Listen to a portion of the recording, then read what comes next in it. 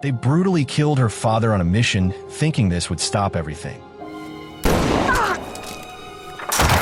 Not knowing what she demonic will do to them for a realization of legacy of her dead father on that eve. Who the hell are you? Welcome back to Paramount Recapped. I don't have many subscribers, but your single comment is a ray of hope to motivate me. Alright, let's kick things off. The movie opens up with us meeting this dude named Thomas. He's no regular guy. Thomas is a full-on pro hitman, and he's super serious about his work. No messing around with him. The first thing we see is Thomas lying low with his sniper rifle, eyeing a bunch of people like it's just another day at the office. He lines up his shots, cool as ice, and then boom, starts taking them out one by one, all clean hits. It's like clockwork for him. But just when he thinks he's wiped out the whole crew, surprise, someone's still breathing. One guy is hiding out in the tall grass, and out of nowhere, he fires back at Thomas, hitting him in the leg. Thomas, being the beast he is, doesn't panic. Even though he's bleeding, he manages to get that last shot in and finishes the job. After all that drama, Thomas limps over to this old warehouse to patch himself up.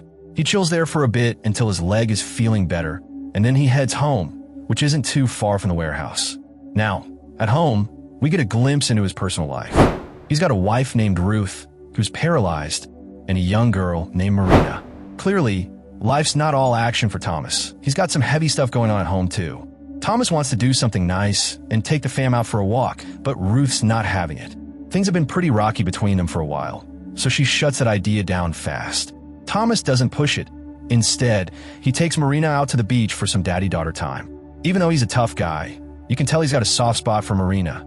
He absolutely adores her. While they're at the beach, Thomas starts digging in the sand. Weird, right? And he finds this old bottle with a piece of paper stuffed inside. Turns out, it's some kind of secret message, basically someone reaching out to hire Thomas for a job. Wild stuff.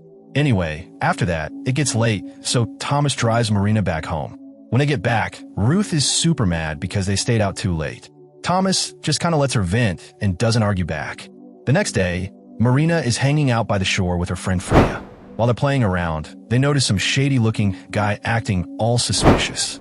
Freya, being bold, walks up and asks what he's doing. The guy just seems confused and wanders off, so the girls shrug it off and keep playing. Later on, Marina spots her dad digging around in the sand again and gets curious. She and Freya wait till Thomas leaves, then they go dig up the same spot and find that bottle again. This time, they take a pic of the coded message on the paper, super sneaky. The next day, Thomas starts teaching Marina how to shoot. It's kind of intense. He's showing her the ropes, making sure she knows how to aim and fire properly.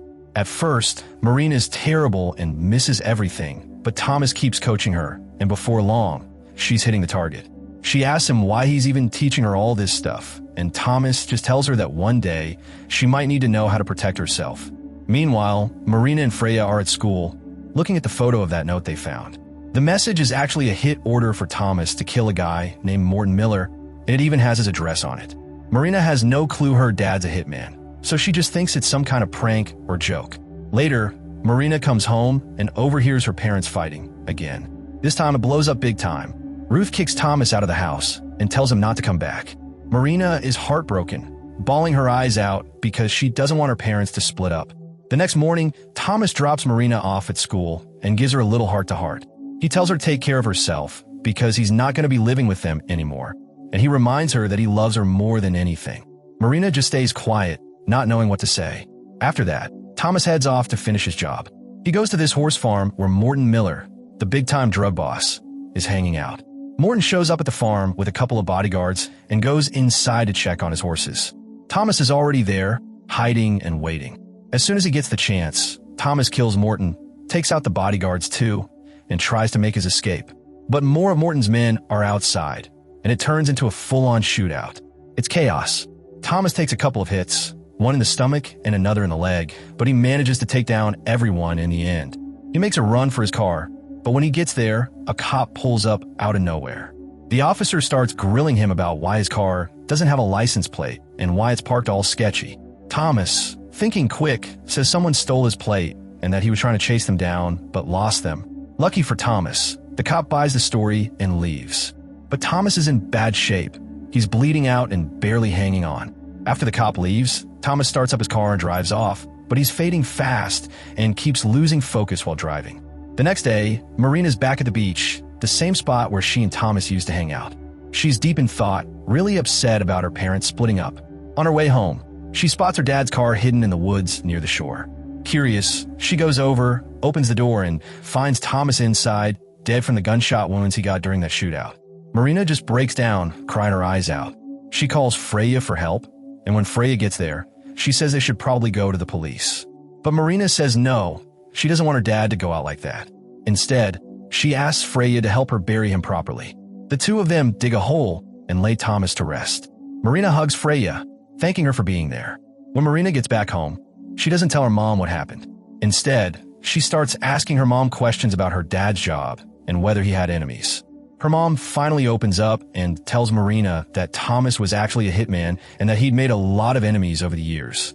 She also tells Marina that one of Thomas's rivals had shot her a while back, which is why she's paralyzed. Her mom's still super bitter about it and blames Thomas for everything that happened. Hearing all this, Marina finally pieces it all together. Why her dad did what he did and why her mom hated him so much. The next day, Marina couldn't stop thinking about her dad, so she grabbed his phone and started scrolling through it. Out of nowhere, a message popped up. It was super weird. It told Thomas, her dad, to fetch a paper from inside a bottle they had buried down by the beach. Without wasting a second, Marina sprinted to the shoreline. She dug around the usual spot and, sure enough, found the bottle. But here's the thing. The paper inside was full of code, and she had no clue what it meant. Along with the bottle, there was also a box full of cash, basically payment for her dad. Marina didn't want to deal with it alone, so she hit up her friend Freya and asked her to come with her to Thomas's warehouse. When they got there, Marina was totally stunned. She had no idea there were that many weapons stashed there. Guns, ammo, you name it. She showed Freya the coded message and begged her to crack it. Freya got right down to business and decoded it like it was no big deal. The message was crystal clear. Thomas had been hired to take out some guy named Oleg, and it even gave the exact address. The next morning, Marina made up her mind. She was going to finish what her dad started. She went straight to Oleg's office, pretending to be his niece to slip in unnoticed. When Oleg saw her, he looked confused but didn't ask too many questions. That's when Marina whipped out a gun and shot him point blank. Yep, just like that. She stepped right into her dad's shoes as a hitman. After making sure Oleg was dead, she calmly walked out like nothing happened. When Marina got home, her mom was all mad, asking why she was late. But Marina, cool as ever, handed her mom some medicine and cash, saying it was from Thomas. That calmed her mom right down, even though Thomas was long gone by then. The next day, that mysterious dude, Pa, the same one Marina and Freya had seen before, showed up at the beach again. Pa still thought Thomas was alive and buried another bottle with a message for him. Pa was basically Thomas's boss, always dropping off new targets for him to eliminate. He came to the beach like clockwork, 3 times a week with new assignments. As soon as Pa left, Marina swooped in, grabbed the bottle, and checked out the message inside. Remembering how Freya had taught her, she tried to decode it herself this time. And guess what? She figured it out. Without wasting a minute, she geared up for her next mission. Later that day, Marina walked into a movie theater. Nope, she wasn't there to catch a film. She was there for her next hit. She spotted her target sitting right in front of her, and before anyone could notice, she took him out quietly and slipped away. Like a total pro. On her way home, Marina stopped by the warehouse again and found Freya waiting there. Freya was curious, asking where Marina had been, since she usually didn't go out alone at night. Marina didn't hold back. She told Freya everything, that she'd taken over her dad's assassin job. Instead of freaking out, Freya was actually supportive and told Marina she'd help out whenever she needed backup. The next day, it was business as usual. Marina hit the beach to grab the latest message in a bottle. After cracking the code, she got ready for her next kill, but this time, Freya was coming along. When they reached the target's house, Marina told Freya to stay put in the car while she went to handle things. Marina knocked on the door, and a woman answered, thinking Marina was her son's girlfriend. Marina tried to shoot her right there, but missed. Chaos broke out as the woman's son, Kyle, chased Marina down and cornered her. Scared and out of options, Marina begged for mercy. Kyle, confused but calm, asked her who sent her, but Marina had no idea. She was just following through on her dad's old job list. Seeing that she was totally panicked and clueless, Call decided to let her go, but warned her to never come back or he'd have her arrested on the spot. Meanwhile, back at Poe's place, things were getting heated. Poe's boss, Bert, was furious because the woman Marina had tried to kill was still alive. Bert demanded answers and told Pa to figure out who was messing things up, because he knew Thomas wouldn't have botched the job like that. The next day, Pa was back at the beach doing his usual routine, burying another bottle for Thomas. But this time, he stuck around to see who would come pick it up. To his shock, he saw Marina, a teenage girl, dig it up instead of Thomas. His jaw basically hit the sand. That night, Marina read the message she had dug up and headed out for her next assignment. She hid out in a dark cellar, waiting. When her target finally showed up, she didn't hesitate. She shot him, made sure no one saw her, and rushed out. But right as she was about to leave, Pa grabbed her. He was absolutely livid, demanding to know why she was doing Thomas's jobs. Just when things looked bad, Freya showed up out of nowhere to save Marina. A fight broke out, and Freya ended up getting shot in the arm. But luckily she survived and was rushed to the hospital. The next night, Marina was at home trying to lay low when things took a dark turn. Ruth, someone close by, noticed a woman crawling weirdly near their house. It turned out to be one of Poe's henchmen. Pa had brought a whole squad to finally take Marina down. A massive gunfight broke out, but Marina, channeling her dad's killer instincts, managed to wipe out all of Poe's guys. But Pa wasn't done yet. He grabbed Marina's mom and used her as leverage, demanding Marina give herself up. Fueled by rage, Marina shouted that she was Thomas's daughter and, without wasting a second, shot Pa dead on the spot. The next morning, Marina and her mom buried Pa and his men behind their house. And instead of looking scared or sad, they actually seemed relieved, even a little proud, like they had finally closed that chapter. In the final scene, Marina tracks down Bert, the guy she holds responsible for her father's death.